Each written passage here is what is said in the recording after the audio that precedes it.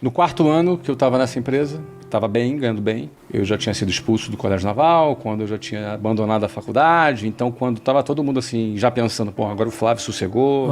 Aí eu pedi demissão para abrir um meu negócio. A gente começou a WhatsApp em 1995, 4 anos depois. O pulo do gato da WhatsApp, pouco de know-how que eu tinha já desses 4 anos com o timing. O que eu quero dizer com isso? Eu já dominava o processo de venda. Então, o processo de venda começa por saber vender. Muitas sinapses você já tinha. Muitas sinapses. Eu já estava na fase 50 do jogo. Você finalizava o jogo em 2 minutos. Já tinha zerado o jogo. Aquele que o cara demorou uma semana para começar a dominar. Eu já estava.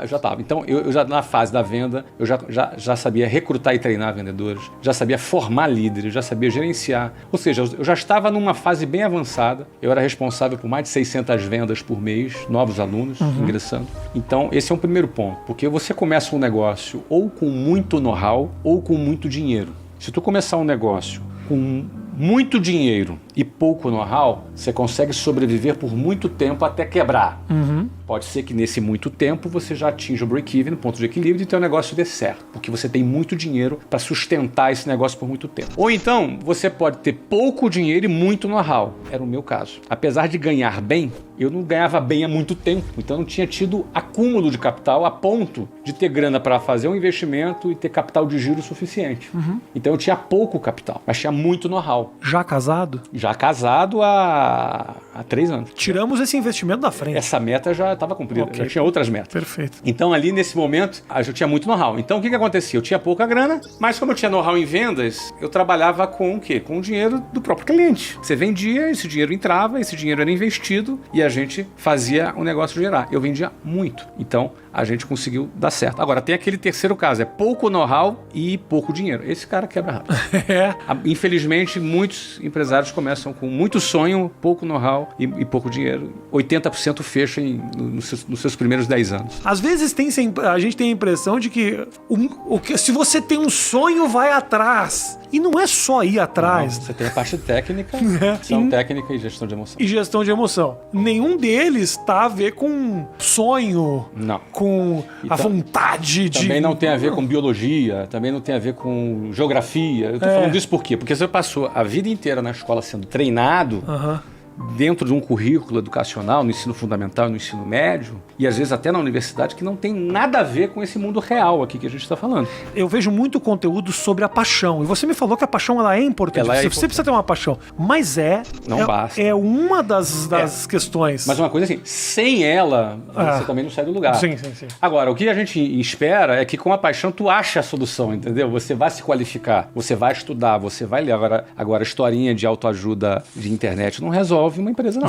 Você tem que ter técnica mesmo. Eu dizia pra você, em primeiro lugar, eu tinha muito know-how, mas eu tive uma outra coisa positiva que me ajudou com a WhatsApp. Foi o timing. O que eu quero dizer com timing? Em 1995 foi quando começou o Plano Real. E tu lembra que realmente o Plano Real fez muita diferença na vida do brasileiro. Com certeza. Aumentou o poder de compra. Aumentou o poder de compra, a economia ficou estável, acabou com a inflação. A inflação foi pro Então, saco. eu não me lembro em outro momento algo que tivesse tido mais impacto na vida da população, tanto de rico, classe média e pobre, todo mundo realmente teve um incremento de poder de compra. Quando houve a quebra do monopólio de alguns serviços de petróleo na ocasião, que também se foram privatizados, e também das empresas de telecomunicações, houve uma entrada muito grande de capital estrangeiro no Brasil. Da noite para o dia, empresas internacionais desembarcaram no Brasil e compraram as empresas nacionais. Então, teu chefe era um gringo da noite para o dia. Sim. Então, eu lembro bem, porque eu trabalhava já com inglês há 4 anos, quando eu vendi inglês no início, a gente falava para o cliente assim, olha, no futuro o inglês vai ser importante.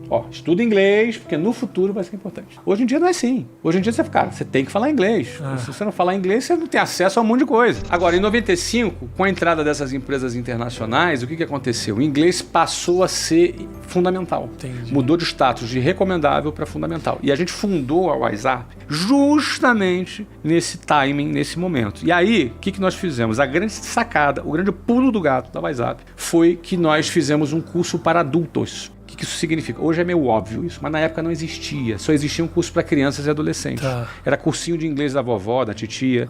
E aí, isso imagina, o cara tinha 25, 30 anos de idade, estava no mercado de trabalho, esses cursos duravam 10 anos. 10 anos. Pô, o cara com 30 anos vai entrar num curso de 10 anos? O cara fazia a vida inteira. Tava morto, entendeu? Então, o que a gente fez? A gente criou um curso para adulto que precisava falar inglês. Ninguém queria ser professor de inglês. Né? Um médico não é professor de inglês, é brasileiro. Sim. Então, por que eu vou te ensinar a ser professor de inglês? Então, foi meu know-how de vendas que a gente tinha. Então, tinha um time de vendas muito forte. A gente tinha um timing ali que era perfeito. E mais o posicionamento que a gente pegou. E aí a gente voou. Depois que eu vendi o clube, eu vendi a WhatsApp também em 2013. Em 2015 para 2016, eu recomprei a WhatsApp. E a WhatsApp hoje se tornou a Wiser Educação, que é um grupo de educação, que além da WhatsApp tem outras empresas e a gente tem comprado outras empresas de educação e aglomerado aqui na Wiser Educação. Perfeito. Hoje a gente se tornou uma operação de tecnologia, educação em tecnologia, porque o Covid veio e, cara, agora é a internet. Você se adaptou legal nesse momento, assim? Adaptamos, cara. Nós nos adaptamos e assim, era adaptar ou morrer. Não tinha meio termo. Ou se adapta ou morre. Então foi bem difícil, foi um desafio enorme. O Covid é um cataclisma mundial, bem difícil. As empresas fecharem, fecha aí. Cara, é bem complicado, bem difícil. Eu lembro que a gente fechou as nossas escolas antes da ordem dos governos locais, porque a gente viu que o bicho ia pegar. Então, no nosso caso, a gente fez a migração para o online, porque você não vai fazer um bar online, não faz sentido, mas uma escola online fazia sentido. Então, sim, a gente não só virou, a gente também continua oferecendo serviços presenciais, que estão, obviamente, mais fracos agora, por causa de Covid. Agora, a gente, como empresa de educação agora, está completamente posicionado na internet. A gente tem mais de 400 mil alunos. Nós temos alunos em 120 países, em mais de 4 mil cidades do Brasil. Acabou abrindo, então. Decolou. Porque realmente, se você parar para pensar, é um business que tranquilamente pode se desenvolver online. É mais confortável, não faz com que as pessoas saiam de suas casas, das cidades grandes, para chegar até as escolas. E o cara tá na escola pelo aprendizado, não tá pela vibe. Alguns até preferem presencial, mas, de novo, quando você não tem alternativa, e a gente conseguiu se adaptar. É tudo uma questão de timing, né? A gente tinha lançado o WhatsApp Online em outubro de 2019, ou seja, 5 meses antes da pandemia a gente tinha lançado o WhatsApp Online. Isso nos ajudou muito, né? Você é um cara extremamente bem-sucedido, conhecido como um cara bem-sucedido, um exemplo de um empreendedor que deu muito certo. O que te move hoje? Já deve fazer, cara, uns 15 anos que eu não trabalho por grana.